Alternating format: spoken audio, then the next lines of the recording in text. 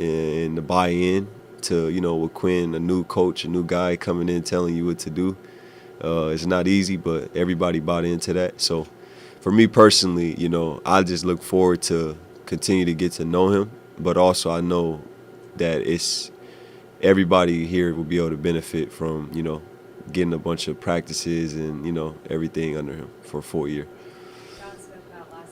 Welcome in, Hawks fans. It's your boy Bryce Lewis back at it again for another Atlanta Hawks video, and we're coming to you right now with an update. Dejounte Murray has signed a new deal, 4-year extension worth $120 million, actually $112 million, with bonuses that can get him up to $120 million to stay with the Atlanta Hawks. The backcourt stays intact. Just days ago, they were talking about him potentially in a trade for Pascal Siakam. Now he's staying with the Hawks for the near future. Now, obviously, this contract is very team-friendly. It's not as much as he could have gotten if he played through this year and got into free agency next year. He probably would have gotten a much larger contract, potentially upper closer to $40 million. But he decided loyalty means a lot. He made a tweet a couple of days ago about loyalty, and that means a lot to him, and the Hawks were loyal to him. And he said, you know what? I'm going to give you guys the ability to extend me, keep me in Atlanta. It's still payday at the end of the day. It's not like he's getting paid less than he just was.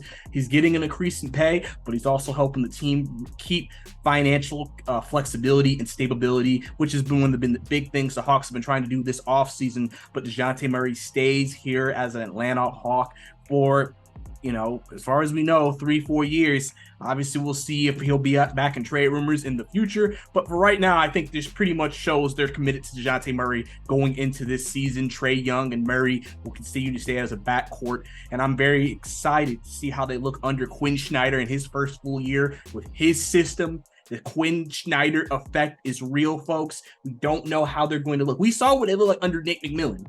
It wasn't the greatest, especially because he does a lot of mismatch hunting and iso ball.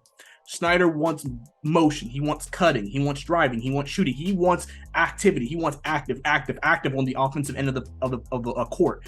And so, honestly, you would think maybe it'd be ideal to have 2 point guards be able to run a system like that. Obviously, they're going to both have to improve off ball themselves, but I think this could potentially work for what Quinn wants to do. I think Dejounte is a very coachable player, a guy who is I think he's a great teammate. Obviously, teammates love him. We all remember all the stories he's made about other teammates.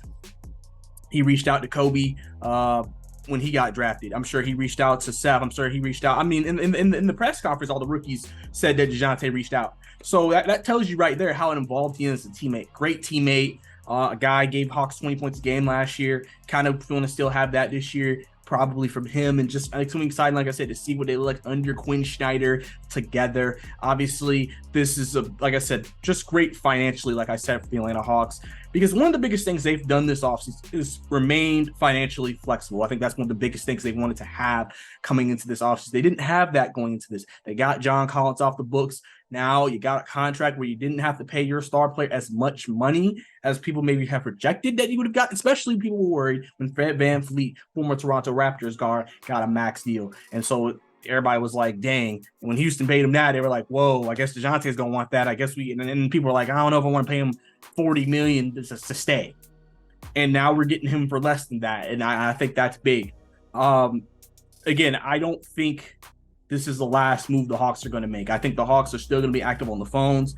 I think, again, the 2 people you've heard, Clint Capella, DeAndre Hunter, they will be at the center of a lot of things. We'll see if anyone else is involved in those trade talks. I've talked about it before. Guys like Ty Washington could be also included in those trade packages, just to attach onto a guy like a Hunter or a Capella to make something more compelling. Maybe a pick, maybe both those picks we got in that Houston trade, plus Ty plus one of those guys. That may be a more enticing offer for a team to want to go pick up and take from the Atlanta Hawks, and that can give some flexibility to what they want to do, and maybe go get a player that they feel like can really help this unit and this team this year. So, like I said, Dejounte Murray is going to be a Hawk. Like I said, we'll see what happens. As far as we know, as far as the contract says, he will be here for another 4 years, and it's going to be exciting to see his growth here.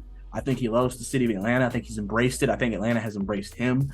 And I think he's a kind of a guy who I think kind of works with Trae Young. Obviously, people want to go off last year, but like I said, last year was last year. That was a different system. That was a different team. Now you got Quinn Snyder with his coaches and his system in place this year. We have to see how that looks. We can't make any assumptions. We can't assume anything. We have to see how it ends up looking for them as they try to put these pieces together to try to potentially try to maybe build a championship contender in Atlanta. So we're going to have to see what happens. But excited for Dejounte to be back, excited to get him on the deal we got him on, and excited to see these guys put in work moving forward and what's next for this offseason. I still think, like I said, this isn't the last move Atlanta's going to make. There's going to be other moves that are going to be in the work. So obviously, if anything breaks, if anything happens, I will definitely try to get to you guys in some capacity, a video or tweets. Follow me on Twitter, Brycey_2K, see all my latest Hawks takes and updates, and just do what we got to do out there. So it's your boy Bryce Lewis. See you next time. Last night was crazy. Like, I was locked in the moment, but it kind of like gave me chills, how loud they were. And just to see them support their team, want their team to win that badly, it speaks a lot. And, it was great. I love the city. I love the fans,